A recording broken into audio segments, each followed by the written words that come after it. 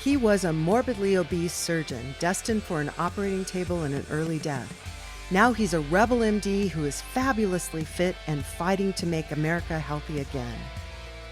This is Stay Off My Operating Table with Dr. Philip Ovadia.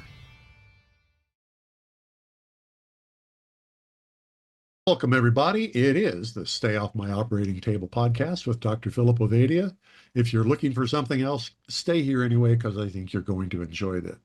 Phil, I'm not sure we've ever had in 220, 30 some odd episodes, I don't think we've ever had anybody talk about this particular issue, which is, maybe outside of acne and headaches, probably the most common physical ailment on the planet. I just find it odd that it's never happened. So here we are. Tell us about this guy. Yeah, real excited to have Grant Elliott with us today. Grant is a chiropractic, and we have had a couple of chiropractics on, but I don't think we really did the deep dive on what you're referring to, which is low back pain. One of the, like you said, probably most common ailments that people suffer from. And what kind of got me excited about having Grant on is his maybe, counter narrative, alternative approach to this, which certainly goes along with the general alternative approaches to health that we talk about. So with that, let me turn it over to Grant and let him introduce himself, give some of his background, and then we can jump right in. Yeah, thank you. What's funny, Philip, I know you'll agree, is it's funny to refer to this as alternative when it's really what it originally was. Your alternative is being healthy, and movement is the day one solution to musculoskeletal disorders as an entirety, but especially lower back pain. Movement's it. Movement is medicine. Find the right movements, the right exercises to alleviate this. I understand the general term is alternative, but that's anything but alternative. That is the number one, and that's what's always been, and that's what always will be. And yes, low back pain is the number one disability in the world, affecting way too many people. 80% of individuals alive will experience low back pain at some point in their life. And we're here to stop that by helping people around the world get access to the right information and the right care. Yeah, maybe talk a little bit about what got you into chiropractic to start with, and then maybe it is a little obvious, but maybe it's not, why you then started focusing on low back pain. Yeah, long story short, I was dealing with low back pain myself when I used to race cross-country mountain bikes. And I saw what I would refer to now as a traditional or old school chiropractor, a narrative that I go against very publicly because it's not evidence-based. So I was dealing with back pain, was affecting my races. And at that point in time, I was getting scholarship offers. I was good at racing. My races were very high output for about an hour and a half. There were scholarships for cross-country mountain bike racing. Mountain bike racing? Yeah, mountain bike. That implies there's college teams. Cross-country mountain bike teams. Yeah, wow. For sure. Trail riding, mountain riding. Yeah, North Carolina, Colorado, Utah. Yeah, okay. Yeah, that's great. So it's so much fun, so much fun. But my races were high output, 1 to 2 hours, and I was starting to kind of struggle through the finish line. I started getting off in the middle of the races and stretching in the woods. That's not good for racing, obviously. And so I went to just see a local chiropractor. And once again, it's one of the old school guys. X-rays first. Your spine's crooked. You need to see me 3 times every week. And I did that for 3 months because myself nor my parents knew any better. I was younger at that time. It was some years ago. And nothing changed. So I quit racing. Lost my scholarships. What do? I'll just get into working out, I guess. I was always into fitness my whole life, though. My family definitely pushed sports and athletics and being in shape. And so then one day at the gym, I saw this guy doing some cool warm-ups, like some cool mobility stuff. And I was like, I've never seen anything like that. Went and talked to him, ended up being a chiropractor. I was like, what you're saying and doing is very different than what my experience was. So I went and shadowed him and saw him doing rehab and soft tissue and teaching people exercises. And I was like, this is it. This is the thing that I missed. So my failure story wanted me to become a successful version of that to help my experience not happen to other people. So that's what made me go to chiropractic school, solely focus on movement and rehabilitation. I got my master's in sports science and rehab as well, but it's just all rehab focused. And then I built an audience while I was in school. About halfway through school, I started posting on social media, sharing rehab and movement and ways to teach people how to fix themselves. And it just so happened that the low back videos were my most popular videos. And I ended up building 100,000 followers on Instagram before I even graduated. And then I was like, I got to find a way to help all these people that are in my vicinity. And so people started asking me for help online, and the majority of questions were about low back pain. So I started posting only about low back pain. That continued to rapidly grow. And then I was forced to figure out how to create an online rehab program. So now we have a one-on-one online rehab program. It's the number one online low back specific program in the world right now. We have over 3 million followers across our platforms. Yeah, thousands of engagements a day. And we love doing what we're doing. Yeah, so that obviously, gives some indication about what a common problem this is. I guess, one of the first questions that sort of comes to mind for me when you say low back pain is, is it all the same?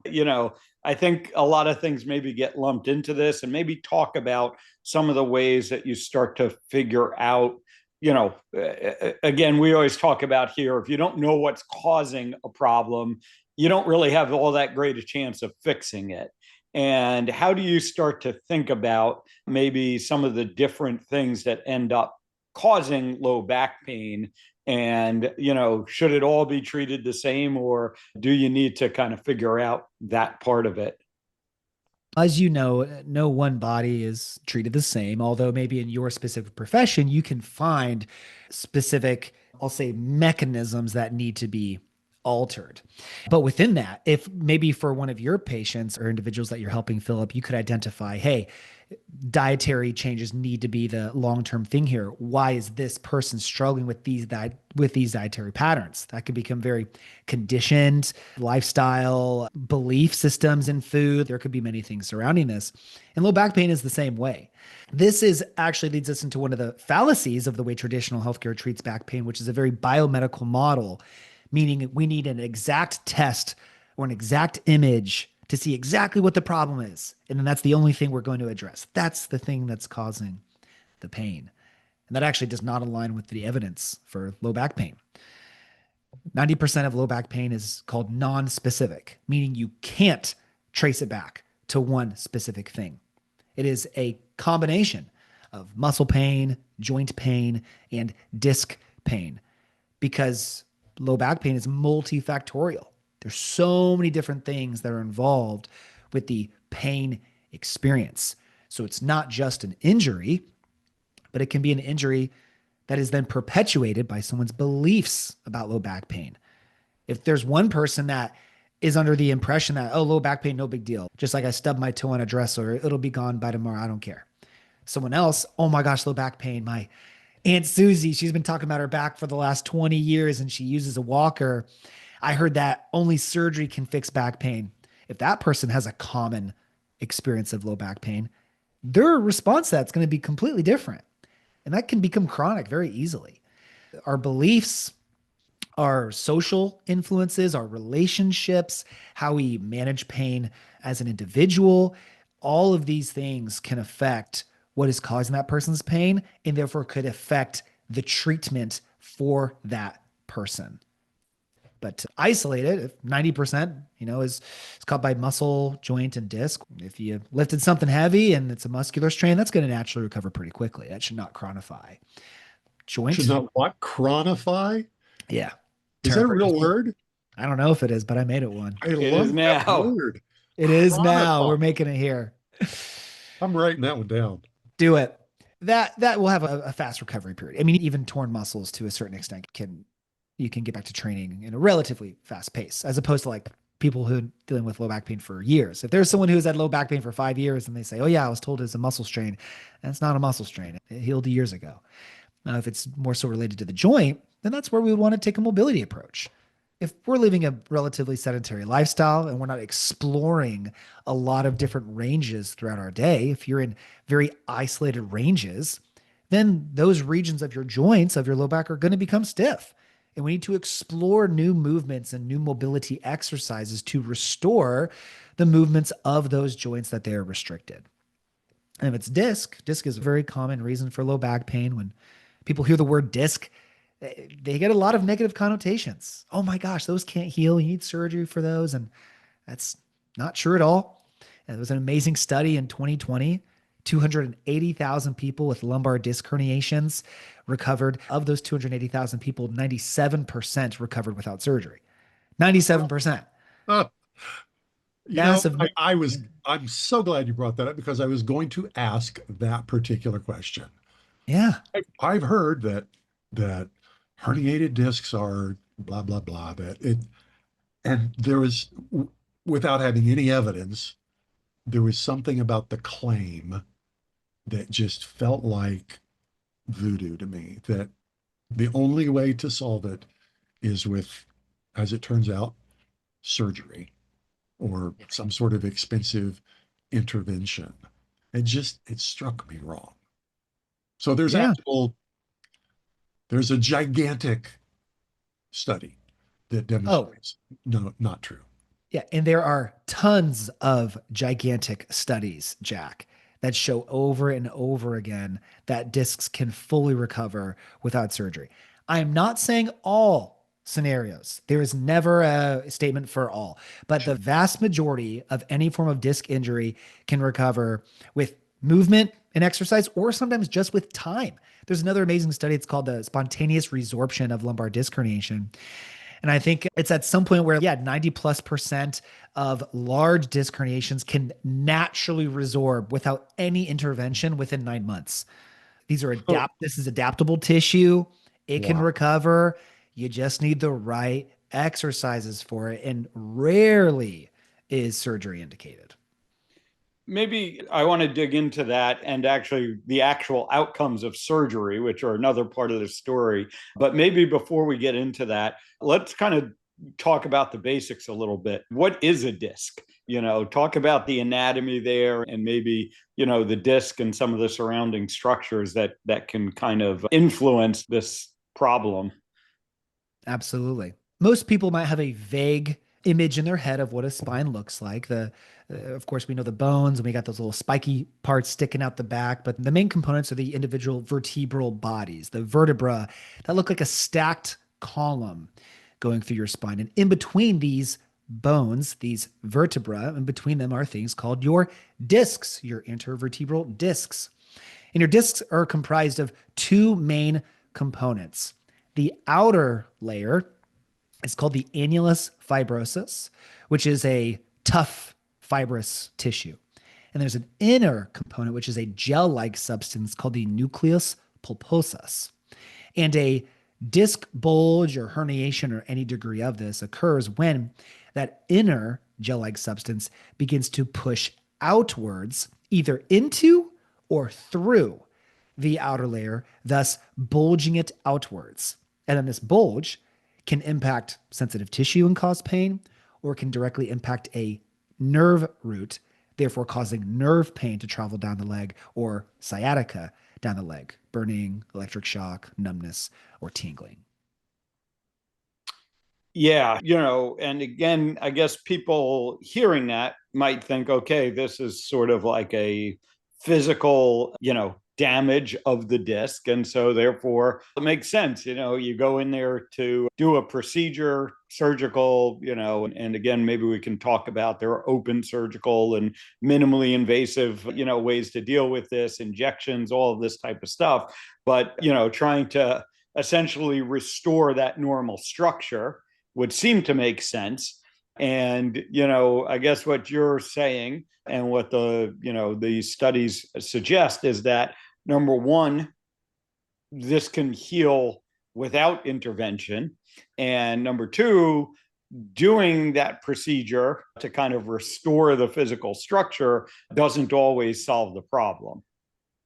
Absolutely. The most common time frame for a disc to become re-injured after surgery is within the first 6 weeks. So, why could that be? Because whatever patterns that person has been stuck in, or the movements that they're perpetuating that disc, are not being changed. It's just, okay, we see this thing on a picture, let's cut it out and continue to live your life the same way. And as you know, in the coordinator world, that doesn't work that way. Like you have to change something about what you're doing. And the low back pain world is the exact same thing. You got to change something about what you're doing. So surgical outcomes for these types of disc and sciatic issues are not great. I mean, it's kind of like the 30-30-30 rule, like 30%, no change. 30% will get better, 30% will get worse. That's generally the consensus around lumbar surgery. But of the ones that do see improvement, they often regress if they don't have a rehabilitation component. So even if you get low back surgery, you still need rehab. You still need movement and lifestyle approaches anyway. So why not do that first to see if you can avoid it altogether? Yeah, maybe talk a little bit. What are some of those sort of lifestyle movement things that people do wrong that, can cause this problem in the first place that need to be addressed? Yeah. So as always, this is very multifactorial, but I will summarize the most common scenario. We need to think about the position that our spines are in most of the time. So the vast majority of us are sitting most of the day, which is not inherently bad. I'm not demonizing sitting. I actually dislike the phrase sitting is the new smoking. No, I don't agree with that. And the exercise science literature would also support me. There's nothing wrong with sitting if you are getting enough movement throughout the day, or you are counteracting that with the appropriate movement. There's nothing wrong with sitting, but there is something wrong with not moving. Two different things. So if we think, all right, I sit to drive my car to work, I sit at work, I sit when I eat, our spine is getting a lot of what's called flexion. So a forward bending motion. Okay. Unless we are getting upright, standing, walking, or doing extension based exercises, taking your spine the opposite direction, bending backward, your spine is inherently getting a lot of flexion based load throughout your life. Most discs, the way they respond to flexion is they begin to migrate posteriorly. So they migrate backwards. So when you bend forward, disc pressure increases backwards. And over 90% of disc-related issues are posterolateral herniations or posterior herniations. The disc is bulging backwards. So if we know that bending forward increases pressure, okay, we do a lot of bending forward throughout the day. So how can we counteract that to reverse that pressure? Get more upright and do extension-based movement. So one of the most effective, for majority of scenarios, extension-based movement would be simply lay on the floor, put your hands under your shoulders, push your chest up off the ground as far as you can comfortably, like you're performing a yoga pose, like in traditional yoga. You're putting your back the opposite direction. You want to restore the motion that your spine gets the least of. This will help counteract that stress. It'll help reverse that disc pressure and therefore help prevent or recover these types of disc issues from happening. And this is a really common approach. Now, once again, the movement can be tailored. The number of reps can be tailored. The sequence of other helpful movements can be tailored. And this should be specific to the individual. But real time, we'll take clients online over Zoom who have burning sciatica all the way down their leg because a disc is hitting it. We'll take them through some of these movements. In real time, the sciatica will just slowly pull out of their leg. And we can see 50, sometimes even 100% resolution, pulling the symptoms out of their leg by doing the right movement for the disc. It is awesome what movement can do. It makes sense. It's awesome to hear that something that simple can be that effective. I like having a mental model of the thing in my mind. And I got T-boned 15 years ago and ended up in a chiro's office doing the things and the stuff, but I still never really quite understood the structure of the spine and what the disc is doing and how.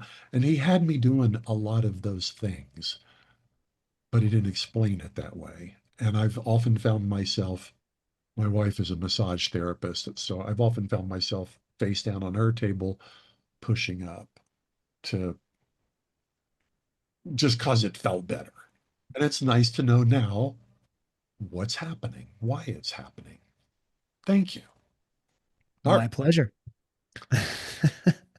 Yeah, because if you don't fully understand, then here's the difficult part is by simply telling someone, hey, and this phrase that I've kind of coined is do the opposite. And this applies to any joint in our body.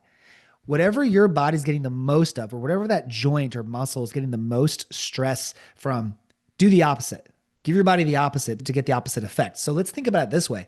Imagine if I held my elbow in a closed position for 8 hours straight, I'd be dying to get my elbow straight and unlock that, right? The opposite is true. If I held my elbow straight in a locked position for 8 hours straight, I'd be going, oh man, I want to get out of that position. That's why the concept of posture is so widely inaccurate with the way it's typically discussed. There's no good or bad posture. It's how long you're in the posture. So it doesn't matter if your back is rounded for 8 hours, it's not going to feel good. But if your back is straight for 8 hours, it's not going to feel good either. You want movement. So if you can just simply tell someone, hey, whatever issue you're dealing with, it could be shoulder pain, could be knee pain, hip pain, low back pain, just think about what's the position that joint is in a majority of your life, a majority of your day. Start doing the opposite. You're probably going to feel a bit better. Okay, I want to push back a little bit. Suppose that doing the opposite increases the pain. Is there a rule of thumb for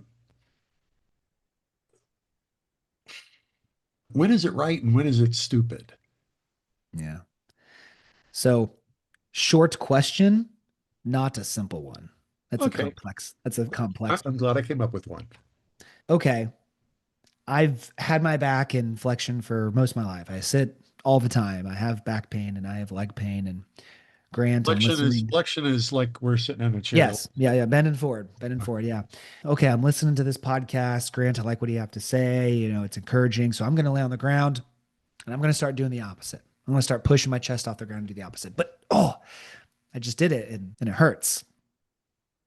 That is not enough information to know what to do. So here's some basic guidelines. And this is as in depth I could get without actually analyzing someone and going through the process. I realize that we've got to go from the extremely general to the extremely specific. Yeah. So help us out here at whatever level of generality you can give us. Yeah. So we don't chronify anything. Sure. Love it.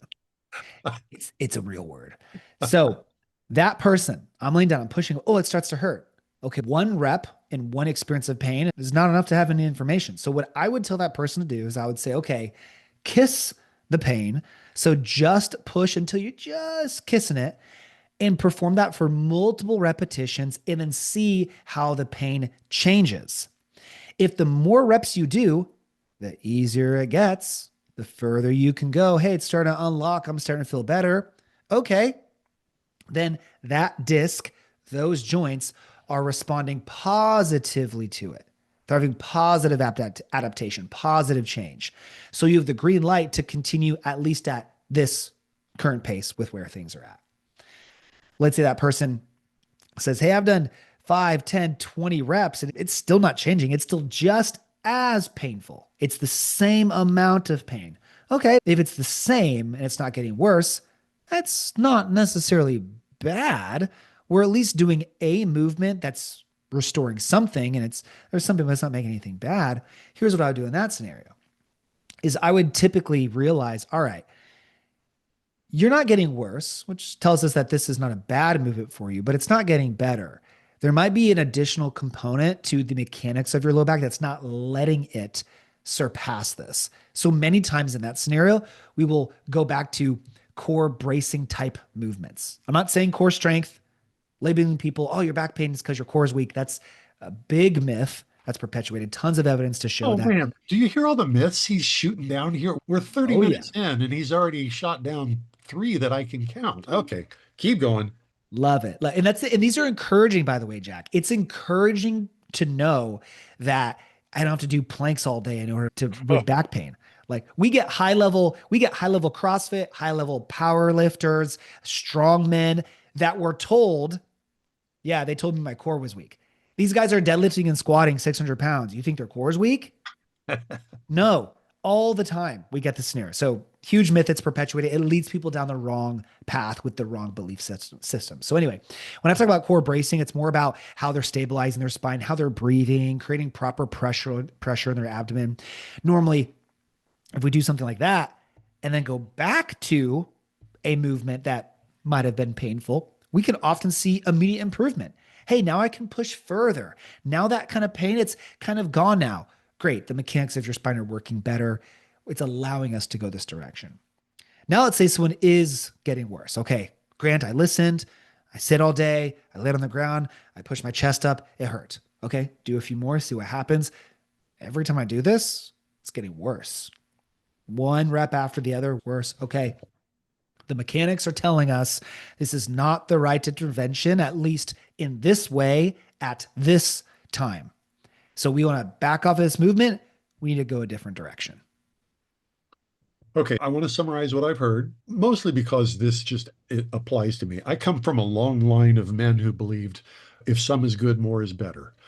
Oh, yeah. And when it comes to pain, I have found I'd be the guy who, okay, I lay on the ground and I push just as far as I can go past the point that it starts working because I realize the reason is going to sound stupid, but this is what it is.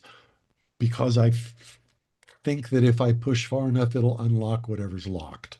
And what I'm hearing you say is push right to where it barely starts to hurt, release, come back and I like your word, kissing it, and see if that allows me to get a little more motion, a little more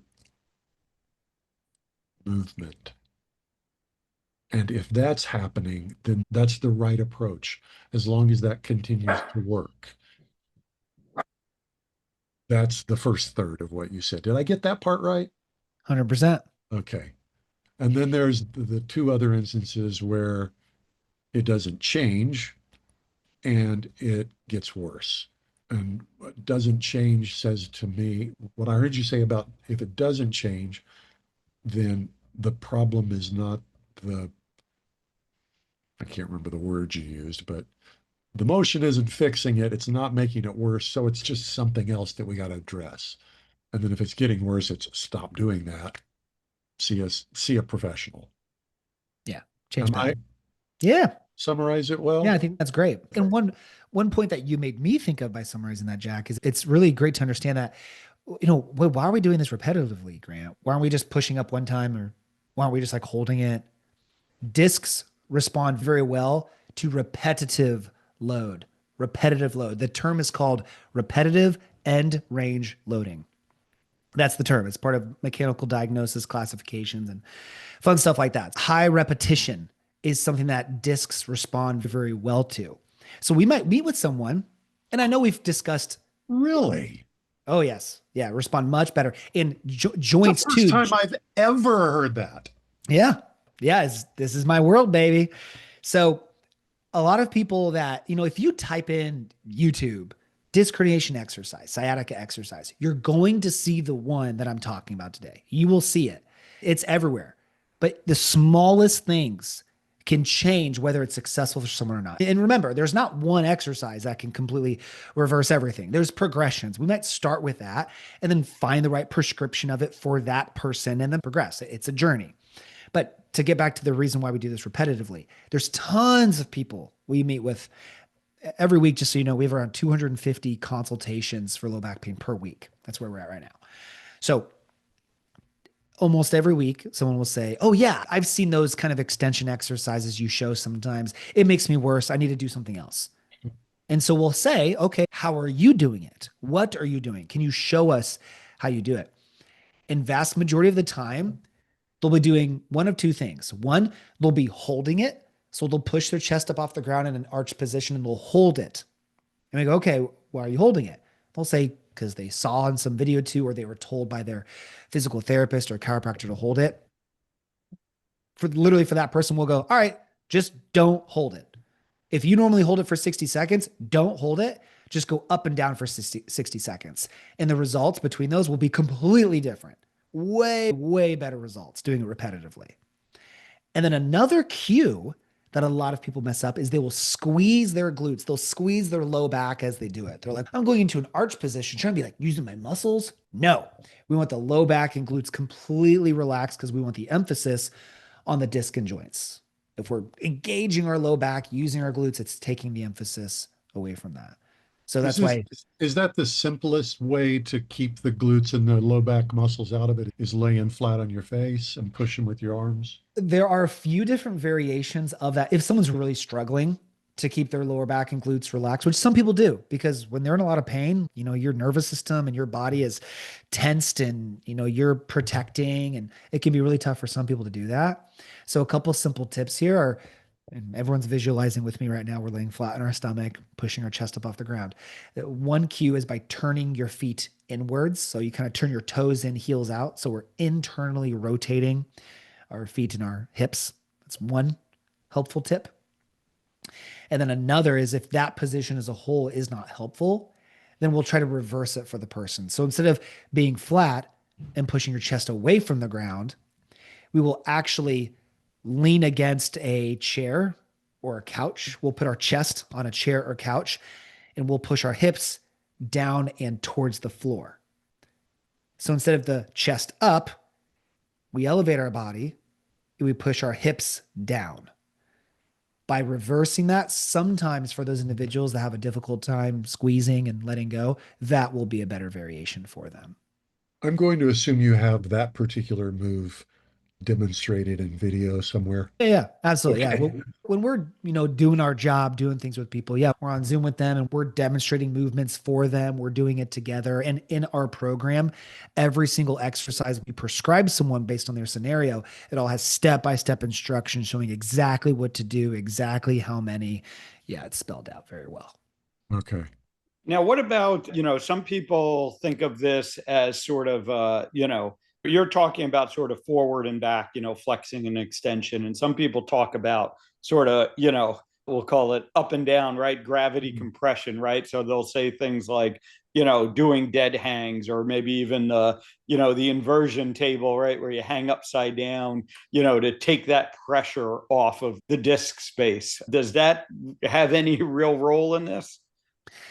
So I actually just made a new YouTube video on decompression for disc herniations and sciatica. I posted it on Friday. It's already at 21,000 views because this is a good take. In this video, I take the stance of saying, hey, stop doing decompression for disc herniations and sciatica. And of course, some of this is to get good views on the videos, but here's the breakdown of this. And here's what the evidence shows as well. I can start this discussion with a simple analogy. Imagine if I cut my thumb, if I have a paper cut, let's say, on my thumb. If I'm pushing on an injury, if I'm pushing on a bruise, if I'm pushing on a cut, that's going to create pain. If I release that pressure, if I take the pressure off of it, it's going to reduce pain. Very simple. Decompression in many ways is similar to that. So if I have an injured disc that's hitting a nerve and I hang, I do an inversion table, or I go on, one of those apparatuses at my local PT or chiro clinic and I'm getting decompression, in that moment, it's just taking pressure off of the injury, taking pressure off of it. When I get up from that, gravity is going to return right back to my body. So many times it is just temporary relief. And that's fine. There's nothing wrong with temporary relief. If someone's having a difficult time getting through their day, and it doesn't matter how much, if a single session costs $5,000, let's say, but that's enough to get the person through their day, it's worth it. Who cares? I'm not saying that's not the problem. But if someone is not aware of alternatives and they think decompression is the only thing and it's the holy grail, which it's not, but it's very touted to be, then often they'll be let down. So the intention behind decompression, the theory behind it is, hey, we're creating space for that disc to suck back in. We're giving it space to resorb nutrients and hydration. So on paper, is it doing that? Yes, it is. Most of the time.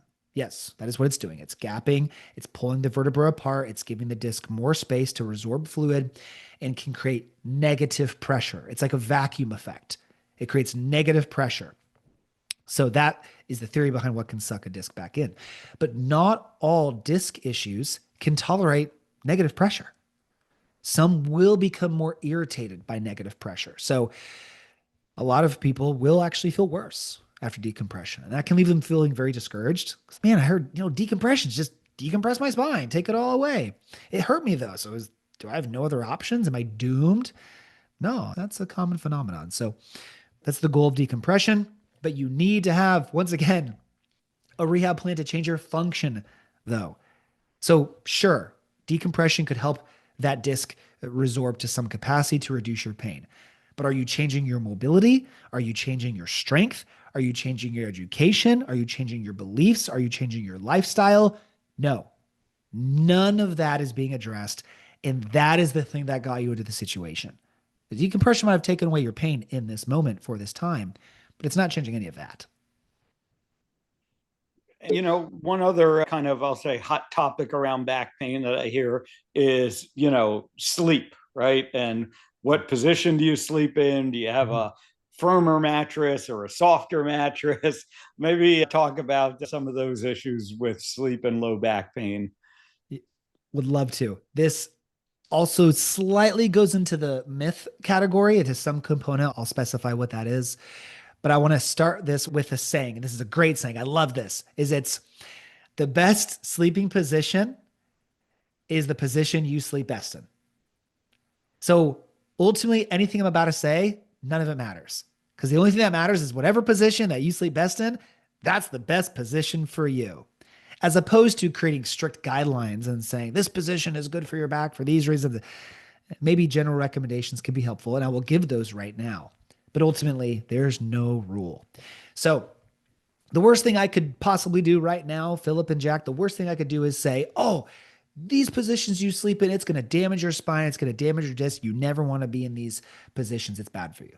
That's the worst thing I could possibly say. So that's why I don't say that. Not evidence-based. So if someone is dealing with back pain, we actually tend to hear, and this is just thousands of people telling us this, most people find firmer mattresses they feel much better with when dealing with low back pain. Many people we talk to at the time we're speaking with them are no longer sleeping on their bed. They're sleeping on the floor. They'll put blankets on the floor. They'll sleep on the floor, and they feel the best sleeping on the floor versus their bed. Once again, not a one size fits all, but many individuals find themselves in this scenario. So firmer mattresses are typically better. Now, what I'm not saying your mattress is the reason for your pain. And if you have pain, buy a new mattress. I'm not saying that because that's still a workaround. Thousands of mattress dealers around the world are going, don't listen to him. I know. Yes, they are. Yes, they are. We've talked to people who had 3 new mattresses within the last 30 to 60 days because they're trying to find the mattress to take their pain away. And we're going, listen, the problem isn't your mattress. It's that your back is sensitive. You have an issue in your lower back. We remove that issue, you can sleep on any bed. You'll be fine. It's not the bed's fault. It's your low back. Fix your low back, and then your bed's going to be fine. Chicken or the egg here. But in this scenario, it's very obvious. So people tend to sleep better on firmer mattresses. So for the time being, if they want to sleep on the floor or something like that, that could get them by. Helpful sleeping positions for most people who have back pain is 1, imagine you're laying on your back and you've stacked pillows underneath your knees. So behind your knees, you stacked pillows, maybe 2, 3, maybe 4, depending on the size of them. What elevating your knees does is it helps your lower back relax and kind of become flattened into the mattress. And this can be a more neutral, relaxed position, take some pressure off of the joints and muscles. And some individuals will feel very good sleeping that way. Another position is this is especially if someone has sciatica, they would want to lay on their side, on the non-painful side, the pillow underneath their head, pillow between their arms, like they're hugging it, and then bring their knees up in a bent position and put a pillow between their knees. This, generally speaking, kind of fixates their body in a more evenly stacked position instead of kind of being, torqued or twisted, and can help those with sciatica or one-sided low back pain sleep a lot better. These are just ways to get through the night and to alleviate symptoms in this moment. These are not fixes, movements and exercises that will fix it. And then you can get back to sleeping in whatever position you want. So one of the questions that popped into my head as you were actually, I have a couple of questions. I enjoy dead hanging. Cool. I just kind of like the way everything feels. On occasion, it's rare, but it happens. I'll go to do a dead hang, and my lower back says, "Oh, hell no." Is that enough? Is that something that happens, or do you need more information to perform a diagnosis? Or is that just kind of, oh yeah, that's probably this? As always, more information Okay. would be helpful. But no, I can kind of jump in with you on this real quick, because for myself, and I'm the low back guy, I pride myself in having a bulletproof back, and I have all these routines. My body does not like dead hangs.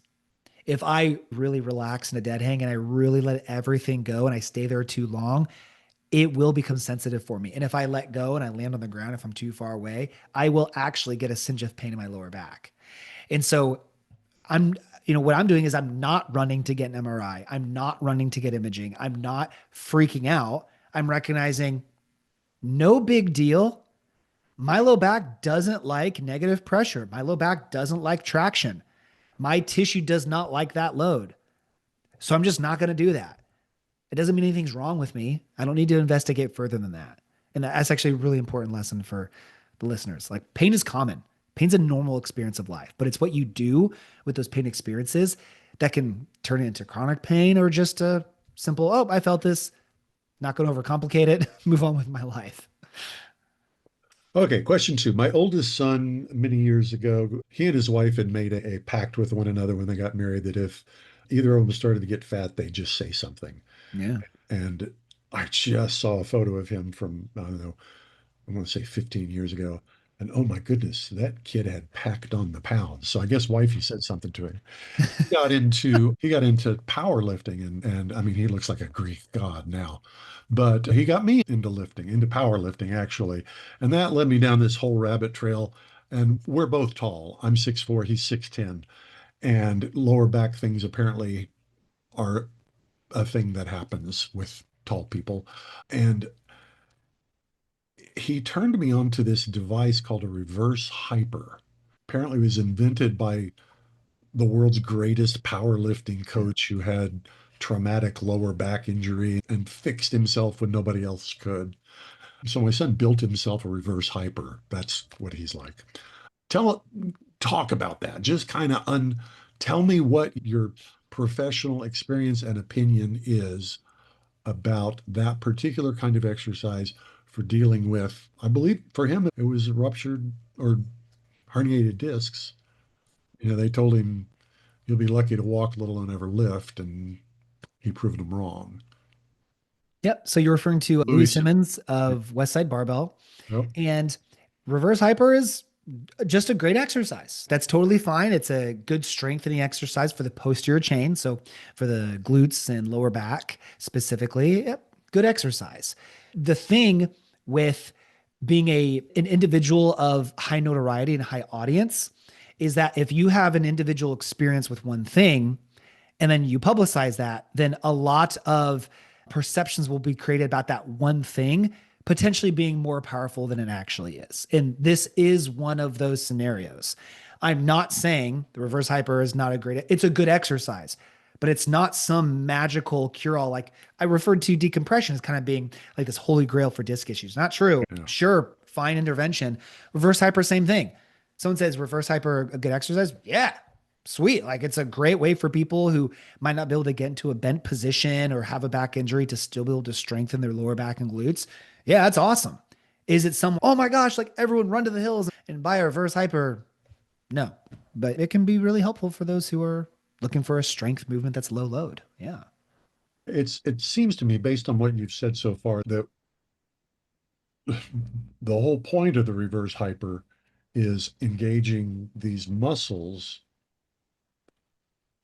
around the injury area. And this stretch you were talking about, the point is to disengage the muscles in order to get the reverse motion. And to me, it's all confusing.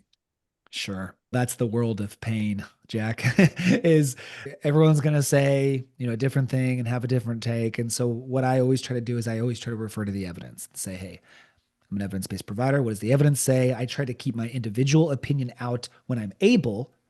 When I need to insert my individual opinion, I will, but I try to just align with the evidence the best that I can because that does the talking for me.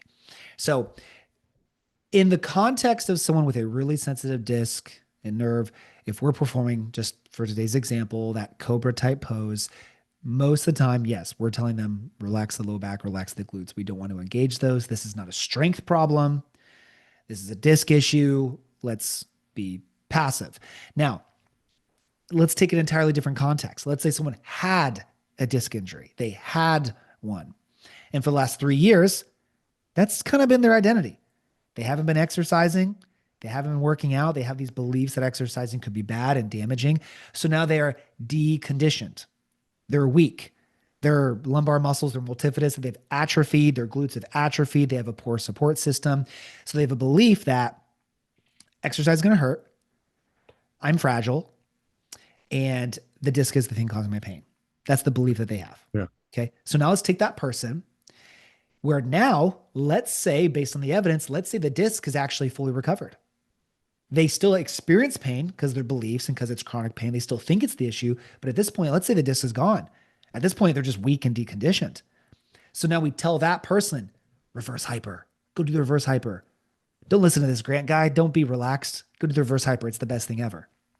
Okay, if we take someone who's weak and we get them stronger, are they going to feel better? Yes. It doesn't matter what exercise they do. If a weak person gets stronger, if weak muscles become stronger, if unstable joints become more stable, doesn't matter what the exercise is, they're going to feel better. So now that deconditioned person gets stronger, they get strength, they're going to feel better. Well, at the same time, they have a belief that maybe exercise is bad. Now they're doing an exercise. It's overcoming those mental obstacles. They're going to feel better because of that too.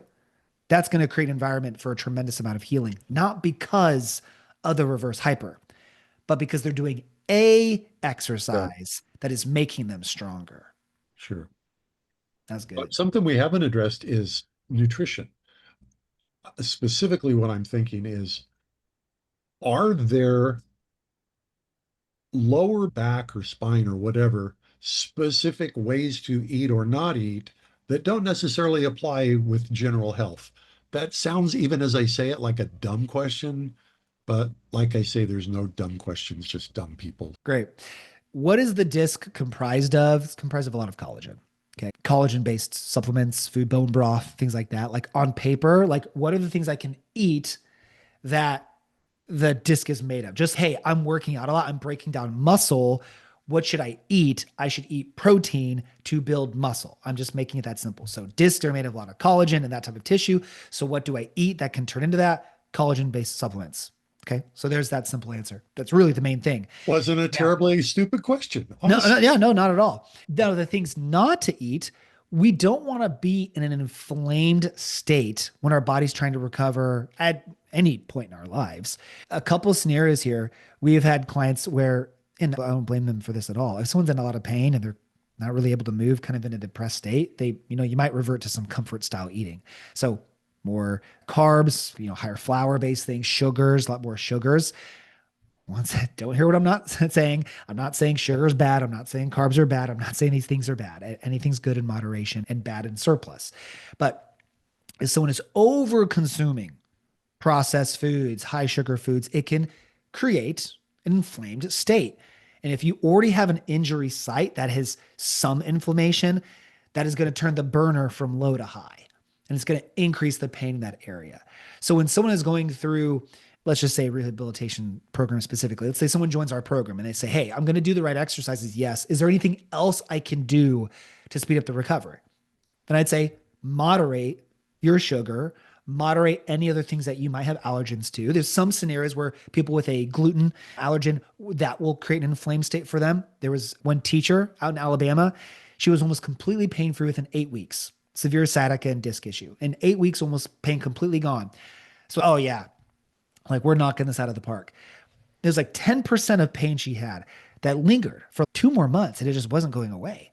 And we're like, this doesn't make sense. Our track for recovery was so fast. Why did we plateau? And we tried a lot of different exercises and angles and lifestyle modifications, a lot of things. Like this little 10% was lingering on. This is so weird. And she just happened to mention one day, dietary thing. She said her mother was gluten intolerant. So we went, let's just cut gluten for the next week. She stopped gluten within 2 days. The remaining 10% was gone. Yeah. Okay, here's your trigger. So more collagen, low inflammation. That's going to create an environment of healing that's appropriate for anybody. Yeah. And, amazingly, it sounds like exactly the type of diet that we recommend when you're worried about your heart health and, your overall metabolic health. Amazing how the body kind of works like that. I guess, as we sort of start to wrap this up, talk about maybe the way that you work with people. And also what I'd like to hear from you is, right, many people that have been dealing with low back pain have been through all sorts of things, right? And they've gone to all sorts of different types of practitioners. And maybe just talk a little bit about, if someone's in that situation, they've been dealing with it a long time and they're kind of looking for the fresh start, what does that look like? How do you work with people? How do you start to sort of unpack, things that have been done that haven't been helpful in the past? I actually think that's a really powerful question, Philip, because what it relates to and what I'm going to get to is the psychological effects that being in pain can have on you. And that truly ties into what you said immensely. There's 2 types of people that come to us. Some individuals, they've been following us for 1-2 weeks. Their pain is new. It's very new. And they're going, listen, I see your guys' following. I see the stuff you're sharing. You're specialists in this. I want to just get to the best from the very start. I don't want this to go on any longer than necessary. Great clients, we get them better way faster. The other individuals, opposite side of the spectrum. Our most common client is the person who has had low back pain, disc, sciatica for 3 to 4+ years. We have had clients with 10 years, 20 years, 30 years of low back pain. And this is where it gets into the mental side of things. It's so important for the listeners and the people dealing with low back pain to understand that a common and non-unique scenario is to be dealing with low back pain for multiple years and to have tried what you feel is tried it all. Here's why it's important to know that you aren't unique. And I'm saying this in a blunt way on purpose. You're not special. Tons of individuals are seeing general practitioners, chiro, PT, acupuncture, massage, cupping, injections, but their low back pain remains the same. This is the most common individual we see. I say you're not special because it's the best thing that I can say to you. Because if you feel as though you are alone in your experience, then you are going to make yourself stuck and you're going to believe that you can't be helped. And if you stop trying, then you guarantee yourself that you stay the same. So this is an encouraging and an empowering response, which is you're not special. You're not unique. This is a majority of scenarios. And all it comes down to is just simply you haven't found the right approach yet. Just because you've seen a chiropractor or a physical therapist or a acupuncturist does not mean you've seen all of them. You've seen an individual in that profession. There are so many different approaches. There are so many different ways to tackle this beast. Some are more specific and some are less specific, and you need to find the one that works for you and don't slow down in your attempts to do that. So how do we go about this? Everything's a unique and individualized approach. So we start everyone with an initial free consultation, just 15-minute conversation to talk through your history, what you're experiencing, to make sure that you're a candidate for actual rehab. We'll have some scenarios. And as you know this, Philip, you should properly triage as a healthcare provider. If someone's telling us signs and symptoms where they might be experiencing low back pain, but we're like, this is kidney stones. This is an organ referral. This is something more sinister. Like, you should not be seeking rehab. That can be very valuable and can help people get the right direction. Let's say we have a conversation, and yes, this is a very common low back scenario. You would be great with the right rehab plan. And then from there, we go to a full 1 hour assessment. We meet with people on every continent, every week over Zoom. We take them through a full movement and orthopedic evaluation. We'll show them different tests to perform and isolate what their main triggers are. We'll take them through exercises real time on that call to find the right exercises for them, to give them real time relief on the very first call. And that's what helps us further the diagnosis to know, okay, these movements were sensitive. These exercises yielded the best results. So we know it's this.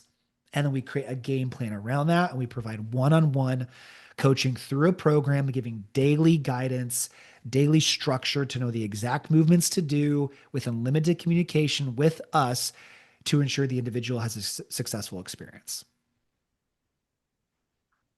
Awesome. Where do they go to start that process? Yeah, absolutely. And something specific to these podcast listeners, we have something a little bit special for your audience. If you go to our Instagram, and my business's name is Rehab Fix. So you can look up Rehab Fix on any platform. Instagram is our most popular one. And if you follow us on Instagram and you message us the word podcast, we'll immediately send you a really in-depth do-it-yourself evaluation to actually help you go through the most common tests and most common exercises to address these types of issues. And it's kind of like a walk-through diagnosis and treatment that I'll provide you.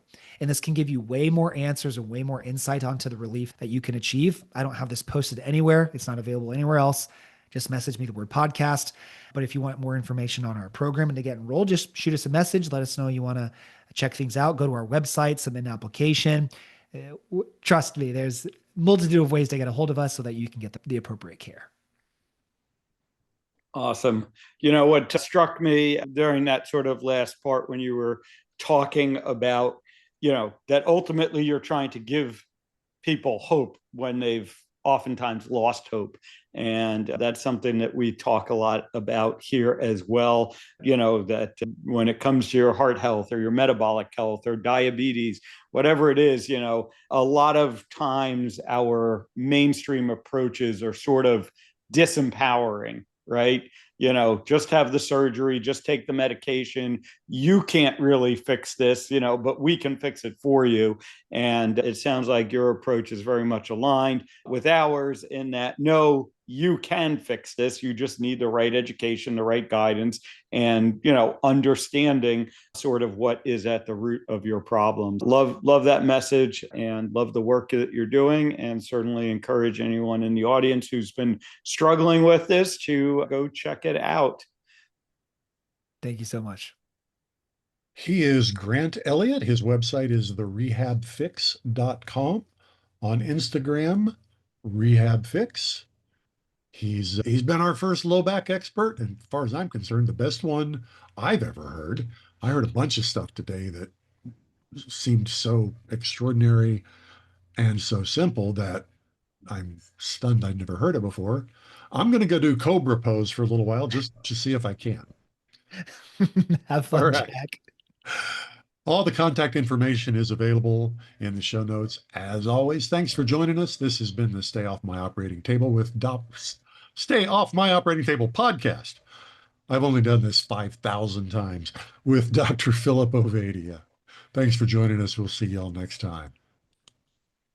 Chances are you wouldn't be listening to this podcast if you didn't need to change your life and get healthier. So take action right now. Book a call with Dr. Ovadia's team. One small step in the right direction is all it takes to get started. Contact us at ifixhearts.com/talk. That's ifixhearts.com/talk.